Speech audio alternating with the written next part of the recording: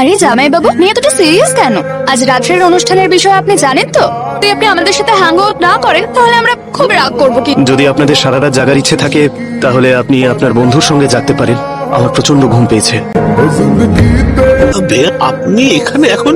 বাধ্য হয়ে আসতে হলো, না হলে আপনাদের মেয়ে তো নাচতে নাচতে পৌঁছে যাবে আমাদের বাড়ি, আর সেটা আমি কিছুতেই হতে দেবো না। বিয়ে তো প্রায় শেষ হতেই চললো। ছোট,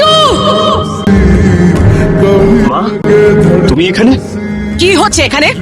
আর এই মেয়েটাকে না আমাদের বাড়িতে পাও রাখতে দেবে না। সিঁদুর দান হয়নি, এখনো বিয়েটা কমপ্লিট হয়নি। আমার কথা শোন, চল আমার সঙ্গে। বিয়ে তো হয়েই গেছে, ছেলে একা কি করে মণ্ডপ থেকে যাবে? আয় পড়ছি, আপনি এরকম করবেন না। যা হয়েছে তাতে ওর কোনো দোষ নেই। আমি বলছি আমার পা ছাড়ুন। যদি তুই এই মেয়েটাকে বিয়ে করিস তাহলে আমার মুখ কোনোদিন দেখবি না। একবার আমার কথা শোনো।